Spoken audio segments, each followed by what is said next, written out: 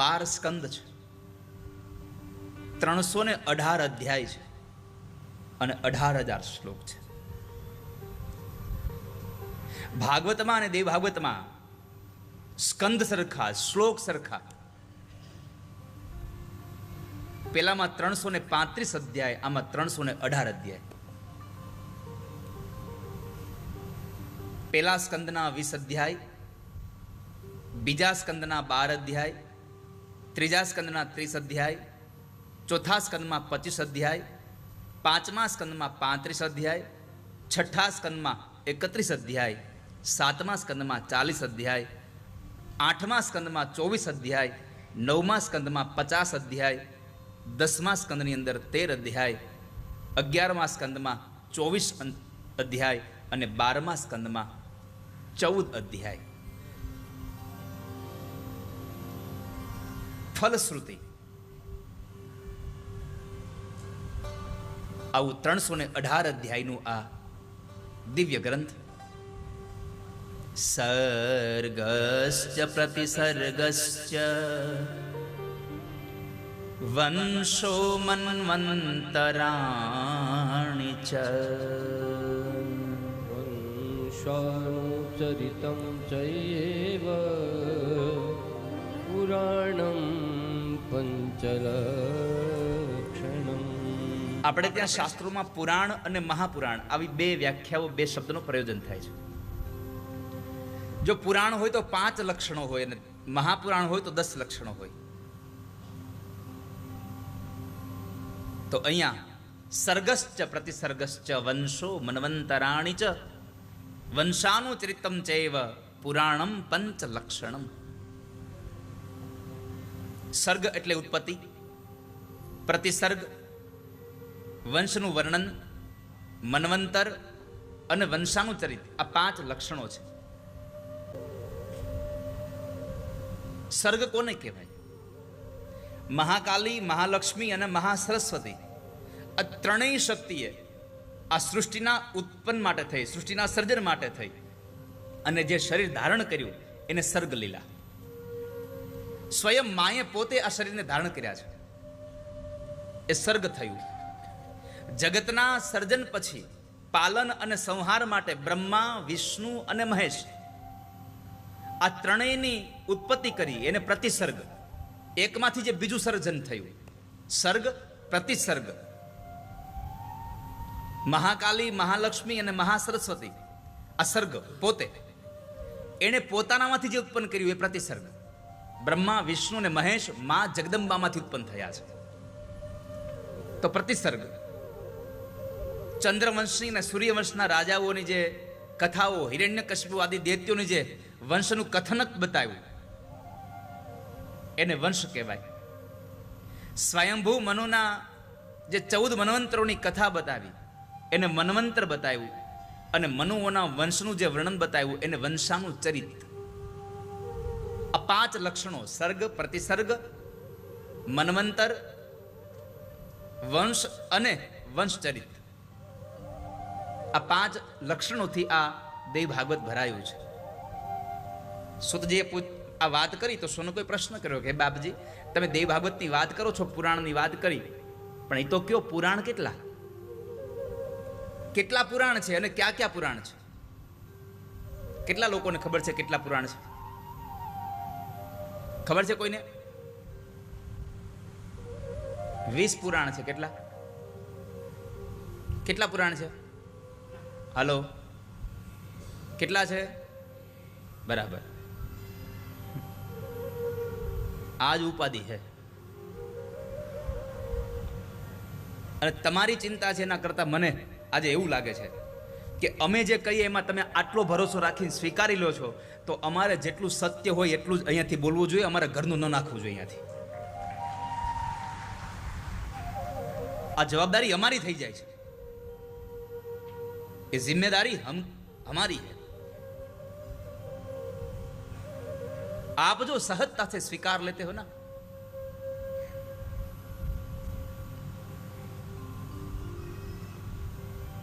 उन वक्त का हमें लाभ नहीं लेना चाहिए. નહીં તો લોકો વિચારે કે હાલો ને આપણે આપણું આને સ્વીકારી દીધું છે, આપણે આપણું હોત નાખી દઈએ. અને અત્યારે તમે જુઓ છો જેમ જેમ લોકો સ્વીકારતા થયા એમ એમ પોતાનું કેટલું આવતું ગયું. ઘરનું હાવ મને લાગે છે કે ભવિષ્યમાં ઘરગથ્થું પુરાણ હોતે આવશે. અરે ઘરગથ્થું આવેનો વાંધો થી આપણું ગલ પુરાણ આવશે. હા, આ ગરુડ પુરાણ ને બધું છે ને આપણું ગલ હોતે આવશે, આપણું પોતાનું. એમ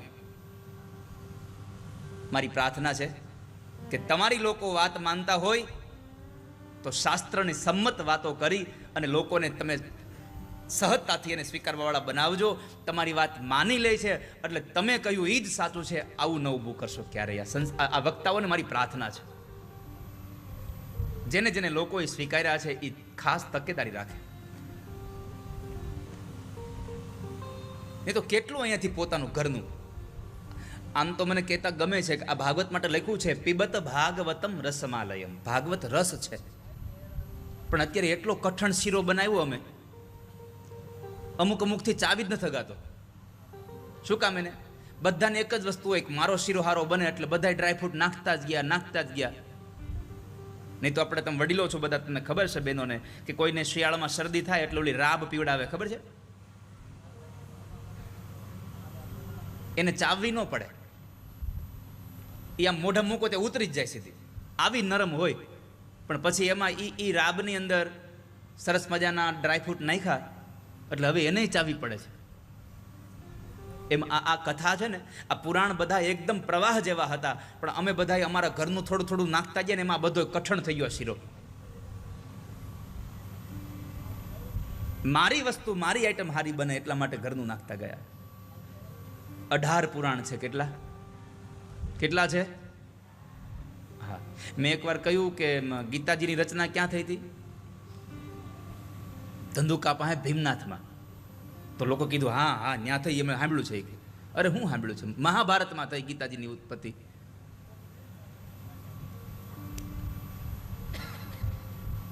આ 18 પુરાણ છે. હવે 18 પુરાણને સામાન્ય રીતે યાદ રાખવો તો થોડી વાર લાગે, પણ એક જ શ્લોક યાદ કરી લો એટલે 18 પુરાણના નામ તમને આવડી જાય. કેટલી સહજતાથી આ ભગવાન વ્યાસે આપણા માટે બધું કેટલું સરળ બનાવી નાખ્યું. એક જ શ્લોક છે. મદ્વયમ ભદ્વયમ ચૈવ બ્રત્રયમ વચતુષ્ટયમ અનાકલિંગ કુષ્ટાની પુરાણાની પૃથક પૃથક. શ્લોક આપ્યો મદ્વયમ ભદ્વયમ ચૈવ બ્રત્રયમ વચતુષ્ટયમ અનાપલિંગ કુસ્કાની પુરાણાની પૃથક પૃથક. આટલો સહજ આપ્યો છે. મદ્વયમ, દ્વયનો અર્થ છે બે. મ ઉપરથી આવે એવા બે પુરાણ. કેટલા? મ નામથી ચાલુ થાય એવા બે પુરાણ. પેલું મત્સ્ય પુરાણ અને માર્કંડેય પુરાણ, એટલે કહ્યું મદ્વયમ. પછી આવ્યું ભદ્વયમ. ભ ઉપરથી બે પુરાણ ચાલુ થાય, એક ભવિષ્ય પુરાણ અને એક ભાગવત પુરાણ. કેટલા થાય તમે ગણતા જજો. માર્કંડેય અને મત્સ્ય બે, ભવિષ્ય અને ભાગવત બે. કેટલા થયા? 4. પછી શબ્દ આવ્યો શ્લોકમાં બ્રત્રય. બ્રત્રયમ. બ્ર ઉપરથી, ખાલી બ નહીં, બ્ર ઉપરથી ચાલુ થાય એવા 3 પુરાણ છે. બ્રહ્મ પુરાણ, બ્રહ્માંડ પુરાણ અને બ્રહ્મ વૈવર્તક પુરાણ. એટલે બ્રત્રયમ, 3 નો અર્થ, ત્રયમ એટલે 3. પછી શબ્દ આવ્યો વ ચતુષ્ટકમ, વ ચતુષ્ટયમ. વ ઉપરથી ચાલુ થાય નામ એવા 4 પુરાણ છે. વામન પુરાણ, વિષ્ણુ પુરાણ, વરાહ પુરાણ અને વાયુ પુરાણ. કેટલા થયા ટોટલ? 11. પછી શબ્દ લખો અનાપલિંગ કુસ્કાની, એટલે અ વાળું 1, અગ્નિ પુરાણ. પછી શબ્દ અનાપ, બીજો શબ્દ કયો આવ્યો? ના. તો ના ઉપરથી એક પુરાણ છે નારદ પુરાણ. ત્યાર પછી શબ્દ છે પ, અનાપ. પ ઉપરથી એક પુરાણ પદ્મ પુરાણ. પછીનો શબ્દ છે અનાપલિંગ, લી શબ્દ તો લિંગ પુરાણ, પછી ગ લિંગનો ગ તો ગરુડ પુરાણ, પછી કુસ્કાની, ક ઉપરથી એક કુર્મ પુરાણ અને સ્ક ઉપરથી એક સ્કંદ પુરાણ. આવી રીતે તમે ગણતરી કરો એટલે બધા થઈને 18 થઈ ગયા. કેટલા થયા? મદ્વયમ ભદ્વયમ ચૈવ વ્રત્રયમ વચતુષ્ટયમ અનાપલિંગ કુસ્કાની પુરાણાની પૃથક પૃથક. લ્યો, આ એક જ શ્લોક યાદ રાખો એટલે તમને બધા યાદ આવી જાય. મદ્વયમ 2 મત્સ્ય અને માર્કંડેય, ભદ્વયમ ભવિષ્ય અને ભાગવત, વ્રત્રયમ બ્રહ્મ પુરાણ, બ્રહ્માંડ પુરાણ, બ્રહ્મ વૈવર્તક પુરાણ, વ ચતુષ્ટય વ ઉપરથી 4 વામન, વરાહ, વિષ્ણુ અને વાયુ 4, પછી અનાપલિંગ કુસ્કાની. આટલું યાદ રાખવાનું છે તમારે ખાલી. કેટલું? અ ઉપરથી અગ્નિ, ના ઉપરથી નારદ, પ ઉપરથી પદ્મ, લિ ઉપરથી લિંગ, ગ ઉપરથી ગરુડ, અનાપલિંગ કુ ઉપરથી કુર્મ અને સ્ક ઉપરથી સ્કંદ. આ થઈ ગયા 18 પુરાણ તમારા. આટલી સહજતા સાથે ભગવાન વ્યાસે આપણને આટલી સરળ ભાષા આપી છે. આવું કોણ આપે? કયો લ્યો, આવો શીરો તૈયાર કરીને કોણ આપે?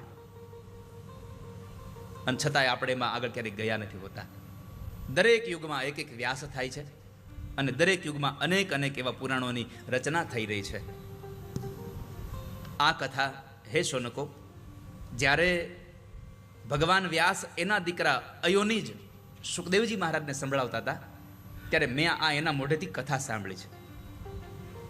હું એની સાથે હતો. હું સામાન્ય શ્રોતાઓની જેમ બેસી અને વ્યાસજીના મોઢામાંથી દેવ ભાગવતની કથા સાંભળતો હતો. આ વાતથી સોનો કોઈ ઊભા રાખ્યા. ઉભા. તમે કહ્યું કે વ્યાસજીના દીકરા અયોનિજ એવા સુખદેવે કથા સાંભળી, તો પેલા તો એ કહો કે સુખદેવજી મહારાજને, વ્યાસ ભગવાનને કઈ પત્નીથી સુખદેવજી ઉત્પન્ન થયા? અને તમે કહ્યું અયોનિજ છે, તો આ યોની વગરના કેમ ઉત્પન્ન થયા? અમારી શંકા આમાં ઉદ્ભવે છે. તમે અમને સુખદેવના પ્રાગટ્યની કથા કરો કે વ્યાસ ભગવાનને દીકરો કેમ થયો. સાંભળો. એકવાર ભગવાન વ્યાસ સરસ્વતી નદીના કિનારે પોતાના આશ્રમમાં બેઠા છે. અનેક પુરાણોને લખ્યા છે. એમાં બરાબર એક વૃક્ષ ઉપર ગોરૈયા નામના 2 પક્ષીઓને જોયા. બંને પક્ષીઓ પોતાના પાંખ વગરના બચ્ચાઓને પ્રેમ કરે છે. માળામાં પાંખ વગરના બચ્ચાઓ છે, એને પક્ષીને પ્રેમ કરે છે. પોતાના મોઢામાંથી દાણો લઈ અને પોતાના બાળકોને ખવડાવે છે. વ્યાસજી આટલું જોયું એટલે એને વિચાર આવ્યો કે આ પાંખ વગરના બચ્ચાઓને આટલો બધો આ પક્ષીઓ પ્રેમ કરે છે. જે પક્ષીઓ મોટા થશે, પાંખ આવશે એટલે નથી સાથે રહેવાના. જે પક્ષીના મા બાપ એને આટલો પ્રેમ કરે છે, નથી એની વૃદ્ધાવસ્થામાં સેવા કરવાના, નથી એને જમાડવાના, નથી એની કોઈ વાતચીત સાંભળવાના, અને છતાંય આટલો પ્રેમ કરે છે, તો સેવાના ભાવે આ સંસારનો પુરુષ કે આ સંસારની સ્ત્રી બાળકોની ઈચ્છા રાખે અને બાળકોને પ્રેમ કરે, એમાં કંઈ નવાઈ નથી, એમાં કંઈ ખોટી વાત નથી. આવું વ્યાસજી બોલ્યા. સંતાનમાં પ્રેમ થાય એ મા બાપની કોઈ એવી કોઈ ખોટી વાત નથી. કારણ કે પક્ષીઓ જો પોતાના બાળકોને એની પાસેથી કોઈ પણ અપેક્ષા નથી છતાં પણ પ્રેમ કરે, તો જેને વૃદ્ધાવસ્થામાં બાળકો પાસેથી સેવાની અપેક્ષા છે, એ વડીલો આ સંસારના પોતાના બાળકોને પ્રેમ કરે, એમાં નવાઈ નથી. પોતાના માટે પુરુષાર્થ કરે એ યોગ્ય છે. આ સંસારમાં પુત્રના શરીરનું આલિંગન અને બાળકોનું પાલન કરવામાં જે સમયમાં જે બાળકના બાપને જે આનંદ આવે છે, એવો આનંદ બીજે ક્યાંય મળતો નથી. આપણે ઘરે જઈએ અને આપણું બાળક દોડીને આવીને આપણને ચોંટી જાય અને આપણે એને ઉઠાવીને આપણી છાતીએ લગાવીએ, એ આલિંગનમાં જે સુખ મળે એ સુખ તમને હજારો કે લાખો રૂપિયા ખર્ચતા બીજે ક્યાંય ન મળે સંસારમાં. હું તો હંમેશા કથામાં કહેતો રહ્યો છું કે મા બાપને વંદન કરો, પણ મા બાપને વંદન કર્યા પછી એને પ્રેમથી ભેટીને પછી ઘરેથી નીકળો. રોજના માટે બારગામ ગયા હોય અથવા તો ભણીને આવતા હોય અને ત્યારે તમે ભેટો એમ નહીં, જ્યારે પણ ઘરમાંથી તમે બહાર જવા માટે નીકળો છો ત્યારે મા બાપને વંદન કરો અને એને પ્રેમથી ભેટી જાઓ, એનું આલિંગન લઈ અને પછી જાઓ. એ સુખનો અનુભવ તમને બીજે ક્યાંય નહીં મળે. ન તો દીકરાને મા બાપના પ્રેમનો અનુભવ બીજે મળે છે, ન મા બાપને દીકરાના એ આલિંગનનું સુખ બીજે ક્યાંય મળે છે. અને એ આલિંગનથી જે પ્રેમ બંધાય છે ને એ નોખી વાત ન હોય છે, એ અલગ હોય છે. માટે દીકરાના આલિંગનનું સુખ અને એનું પાલન પોષણ કરવાનું એ જે સુખ મળે છે એ સુખ બીજે ક્યાંય મળતું નથી. આ સંસારમાં પુત્ર રહિત મનુષ્યને ક્યારેય સદગતિ અને સ્વર્ગ પ્રાપ્ત થતી નથી. આવું વ્યાસજી વિચારતા હતા. દેવ ભાગવતમાં શ્લોક આપ્યો, અપુત્રસ્ય ગતિર્નાસ્તિ સ્વર્ગો ને વચને વચ ઉત્તરાદન્યતરન્નાસ્તિ પરલોકસ્ય સાધનમ. પરલોકમાં જે માણસે પોતાને સ્થાન અપાવવું છે, પોતાને શાંતિની અનુભૂતિ કરવી છે, એના માટે પુત્ર જેવું બીજું કોઈ સાધન નથી. પુત્ર મળે કારણ કે જે માણસ પાસે બધું જ હોય આ સંસારમાં, આપણી પાસે સંપત્તિ અઢળક હોય, આપણી પાસે પદ પ્રતિષ્ઠા અઢળક હોય, પણ જેને સંસારમાં સંતાન, સંસારમાં દીકરો ન હોય એને આ પદ પ્રતિષ્ઠા પૈસો એ સુખ નથી આપતો. મહારાજા દશરથને 3 પત્નીઓ, આટલું મોટું રાજ્ય, અને છતાંય કેટલું દુઃખ. રાજગાદી પર બેઠા બેઠા વિચાર્યું કે બધું છે પણ એક સંતાન નથી. ને સંતાન ન હોય તો માણસ સુખી ન થાય. બાડો ને બોબડો એકેય દીકરો ન હોય એ ઘરમાં છતે દીવે ધબક અંધારા હોય, જ્યાં સંતાન નથી.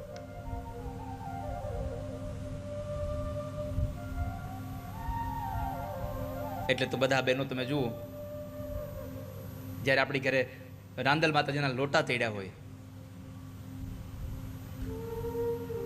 ત્યારે વહેલી સવારે જ્યારે માતાજીને વળાવતા હોઈએ તો માને કહેતા હોય કે માં જાઉં છો પણ એક પ્રાર્થના કરીએ છીએ.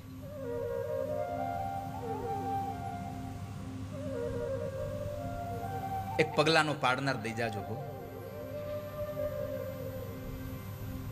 લીપ્યું ને ગૂપ્યું મારું આંગણું હો માં, લીપ્યું ને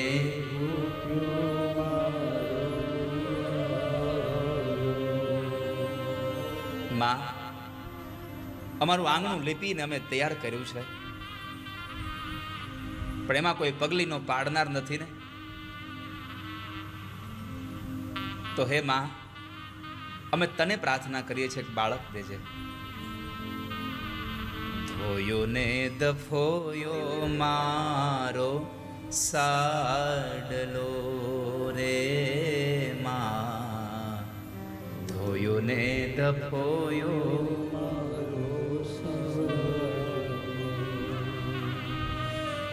માં.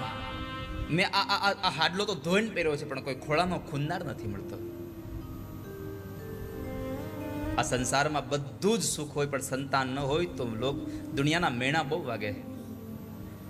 વાંજિયા મેણા રે લાગે દોયલા હો માં, વાંજિયા મેણા રે માં. અમે તને પ્રાર્થના કરીએ છીએ એક દીકરો દેજે. દીકરો ન હોય તો પૂમ નામના નરકમાંથી તારે કોણ? દીકરો ન હોય તો આપણા મર્યા પછી શ્રાદ્ધ કોણ કરે?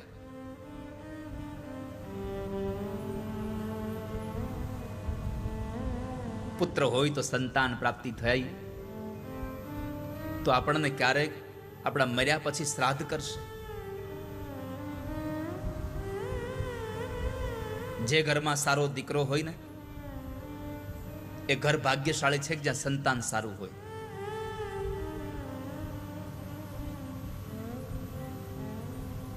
આખું કુળ તરી જાય એક દીકરો સારો મળે તો.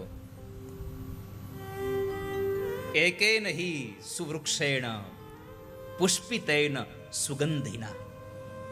સુભાષિત છે, એકેન હિ સુવૃક્ષેણ પુષ્પિતેન સુગંધિના. એક પુષ્પ આખા વનરાયવનને સુગંધિત કરી દે એમ વાસિતમ તદ્વનમ સર્વમ સુપુત્રેણ કુલમ યથા. એક દીકરો સારો હોય તો આખા કુળને તારી દે. પણ સંતાન કેવું બનાવવું, સંતાનમાં કેવા સંસ્કાર લાવવા, એ માના હાથની વાત છે. કારણ દીકરો મોટો થઈ અને યુનિવર્સિટીમાં તો પછી ભણવા જાય છે. દીકરો મોટો થઈ અને વર્ગખંડમાં પછી ભણવા જાય છે. સૌથી પહેલા માના ગર્ભના ખંડમાં ભણે છે.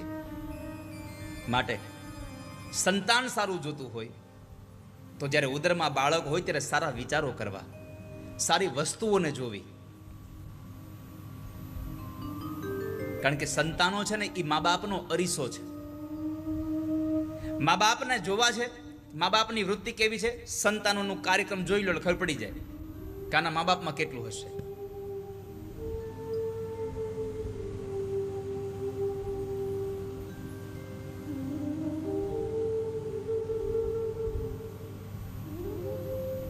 એક દીકરો સારો થાય, સુપુત્રેણ કુલમ યથા. એક સંતાન સારું થાય તો આખા કુળને તારી દે.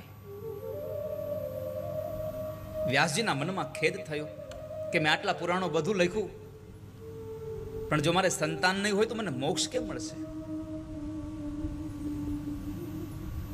મને ગતિ કેમ મળશે? મને શાંતિ કેમ પ્રાપ્ત થશે? શું કરું હું?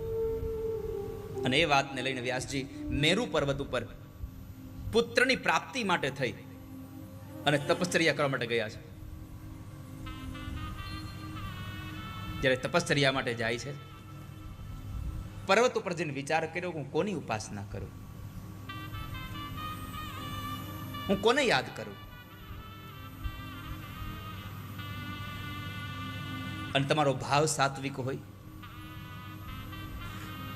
તમારી દશા સાત્વિક હોય, તમારી અવસ્થા સાત્વિક હોય, તમારી ક્ષમતા સાત્વિક હોય, તમારો વિચાર સાત્વિક હોય, તમે જે જગ્યાએ ઊભા છો એ સ્થાન સાત્વિક હોય, તો પછી તમારે શું કરવું ને એ કોઈને પૂછવા માટે તમારે ન્યાથી નહીં હલવું પડે. તમારે શું કરવું એના માટે સજ્જનો ત્યાં તમારી પાસે આવશે કે હવે તમારે આ કરવું જોઈએ. અને અહીંયા ઘટના ઘટી છે, એ પાસે આવે અને બહુ સીધી વાત છે. ઉકળો આમ આવતો હોય ને, આપણે દૂરથી જોઈ જાય ને કે ઉકળો આવે છે તો આપણે દૂર ચાલીએ.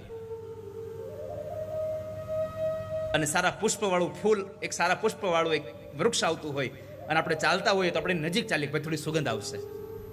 તમારી વૃત્તિ સારી હશે તો સારા માણસો આપોઆપ તમારી સાથે જોડાઈ જશે. અને એટલો ભરોસો રાખજો, તમારી વૃત્તિ સારી હશે પણ ખરાબ વૃત્તિના માણસો તમારી હારે જોડાયા હશે તો ઠાકોરજી એકના એક દિવસે તમારાથી દૂર એને કરી દેશે. ચિંતા ન કરવી ક્યારે, એને તમારાથી દૂર કરી દેશે.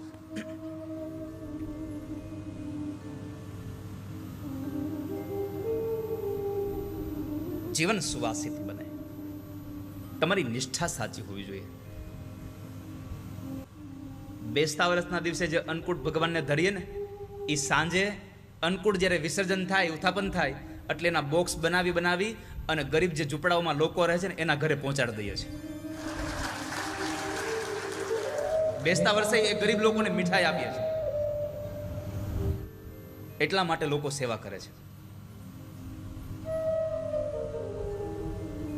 પાટોત્સવમાં જે ઉત્સવ કરીએ, એ ઉત્સવમાં જે અન્નકૂટ ભગવાનને કરીએ, એ અન્નકૂટનો પ્રસાદ, એ દીકરીઓની જાન આવી હોય, આપણા જે બધા જ વાલા વાલા ભગવાનના, આપણા મીઠુડા ઠાકોરજીના બધા ભક્તો આવ્યા હોય, એ બધાને આપણા ભગવાનનો પ્રસાદ આપીએ છીએ. એક એક વ્યક્તિ એક એક સેવા સ્વીકારે છે. શું કામ? એને ભાવ સાત્વિક સાથે રાખ્યો એટલા માટે. એકમાત્ર ઉદ્દેશ આ રહ્યો છે, સદભાવ. વ્યાસજીને સદભાવ હતો કે હું કોની ઉપાસના કરું. નારદજીનો પ્રસંગ, નારદજીનો પ્રવેશ થયો. નારદજીએ વ્યાસજીને જોઈને એટલું જ કહ્યું, ચિંતાતુરોસી કસ્માત્વમ દ્વૈપાયન વદસ્વ મે.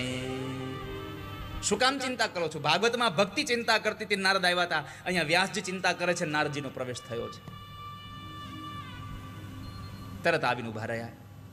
શું ચિંતામાં પડ્યા છો? કેમ ચિંતા કરો છો?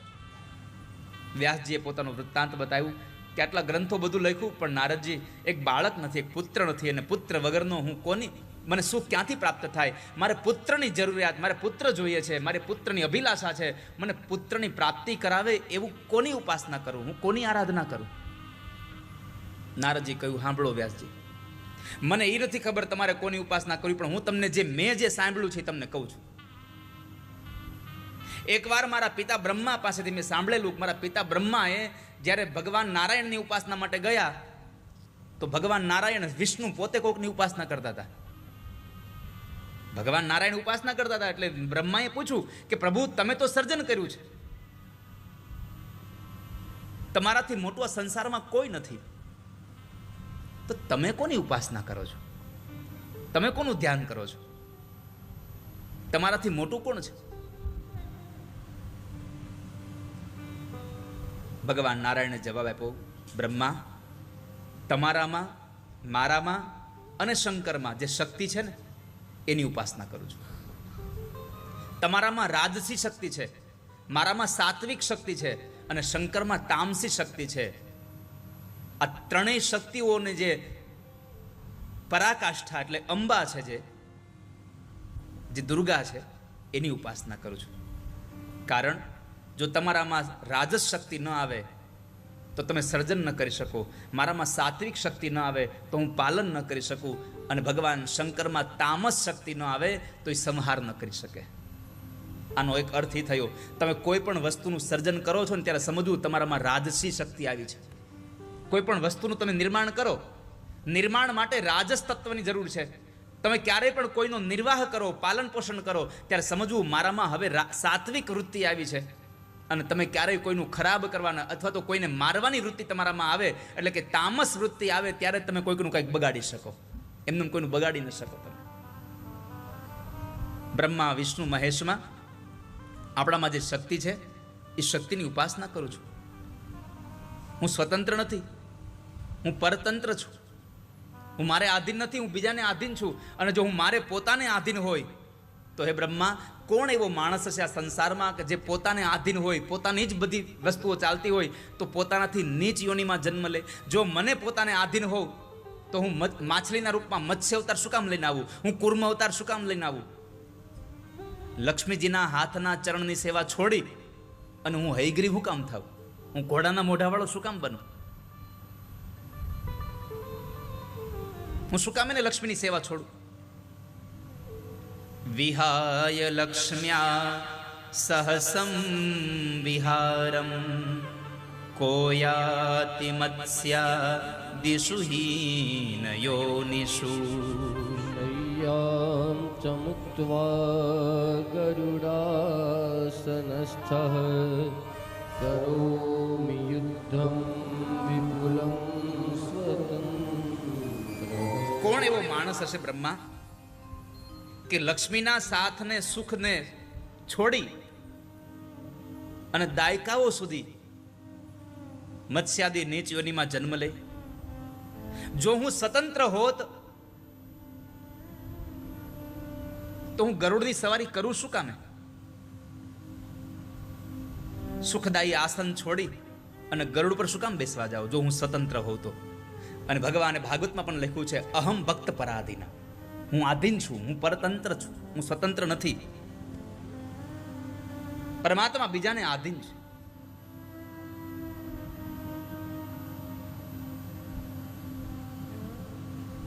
તો મારા પિતા બ્રહ્માએ ભગવાન નારાયણને પૂછ્યું કે તમે શું કામ કોની આરાધના કરો છો? ત્યારે એણે જવાબ આપ્યો હતો કે આપણામાં જે શક્તિ છે એ શક્તિની હું આરાધના કરું છું. હું નિરંતર એનું ધ્યાન કરું છું, આના સિવાય હું બીજું કંઈ જાણતો નથી. આવું ભગવાન નારાયણ બોલ્યા છે. માટે હે વ્યાસ, મને એવું લાગે છે કે બ્રહ્મા, વિષ્ણુ અને મહેશ પણ જો કોઈની ઉપાસના કરતા હોય, એ પણ કોઈકને આધીન હોય, તો એક કામ કરો, એ જેને આધીન છે એ દેવી શક્તિની તમે ઉપાસના કરો. એ દેવી ભગવતીના ચરણારવિંદનું શ્રદ્ધાપૂર્વક ધ્યાન તમે કરો. અને તમે જો એનું ધ્યાન કરશો ને, તો મને એમ લાગે છે કે બધી જ અભિલાષાઓ તમારી સંપન્ન થશે. તમારે કાંઈ નહીં કરવું પડે. તમે એવા માર્ગ ઉપર ચાલો કે મંજિલ તમારી સામે આવી જાય.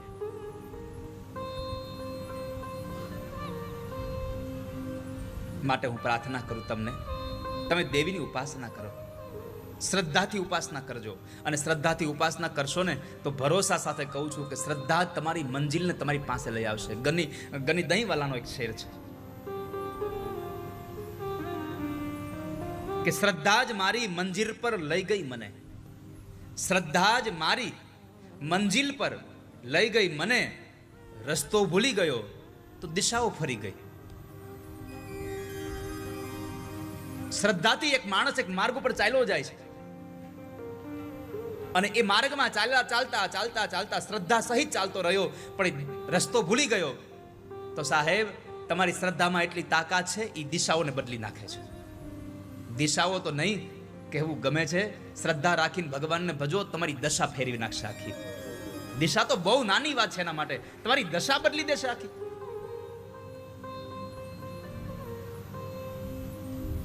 માટે શ્રદ્ધાથી ભગવાનની તમે દેવીની પૂજા કરો. એટલે આમ જોવા જઈએ તો આપણને લાગે છે કે શ્રદ્ધા હોય ને તો જ તમારી પ્રાર્થના સ્વીકારાય, શ્રદ્ધા હોય તો જ તમારું કામ થાય, નકર શ્રદ્ધા વગર કામ ન થાય. એકવાર એક ગામની અંદર દુષ્કાળ પડ્યો. વરસાદના મહિનાઓ શરૂ થયા પણ વરસાદ વરસે નહીં. પાણીની ખૂબ તંગી લાગવા લાગી. ગામના લોકો બધા એકત્રિત થયા અને વિચાર કર્યું કે હવે આ વરસાદ માટે શું કરવું.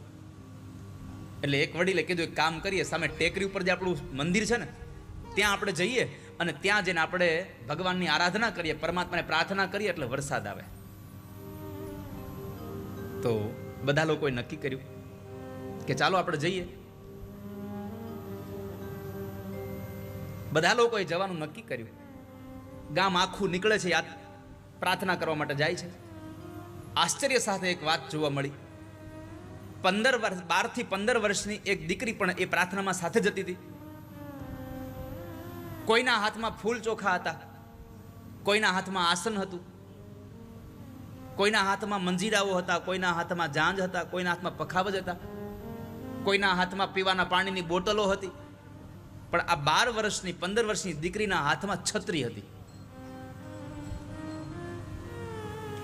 12-15 વર્ષની દીકરીના હાથમાં છત્રી હતી. એટલે બધા લોકોએ જોયું તો કીધું, દીકરી આ તે છત્રી શું કામ લીધી?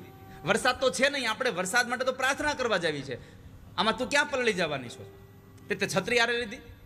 અને ત્યારે 12 વર્ષની દીકરી કીધું કે આપણે પ્રાર્થના વરસાદ માટે કરવા જઈએ છીએ, અને મેં સાંભળ્યું છે કે પ્રાર્થના જો શ્રદ્ધાથી થાય તો વરસાદ આવે જ. એટલે આપણી પ્રાર્થના સાંભળશે ને તો ભગવાન વરસાદ મોકલશે, એટલે વળતા હું પલળી ન જાઉં એટલે છત્રી હારે લીધી છે. જ્યારે તમને આ પ્રાર્થના કરવા જેના માટે જાઓ છો એ વસ્તુ તમને મળવાની જ છે. આવી શ્રદ્ધા સાથે જશો ને તો તમને તમારી વસ્તુ પ્રાપ્ત થશે. બાકી માણસો ખાલી આમ તમે જુઓ તો શંકા સાથે ભગવાનની પ્રાર્થનાઓ કરે છે, આ થશે કે નહીં થાય. શંકા માણસે પોતાનામાં રાખવી જોઈએ અને શ્રદ્ધા ભગવાનમાં રાખવી જોઈએ. પણ આપણે ઉલટું કર્યું, ભગવાનમાં આપણને શંકા છે ને આપણામાં શ્રદ્ધા છે, એટલે દુઃખી થાય છે.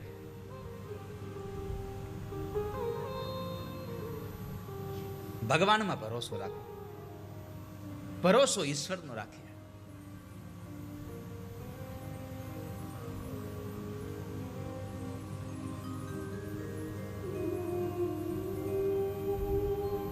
વ્યાસજીને કહ્યું તમે માતાજીની ઉપાસના કરો.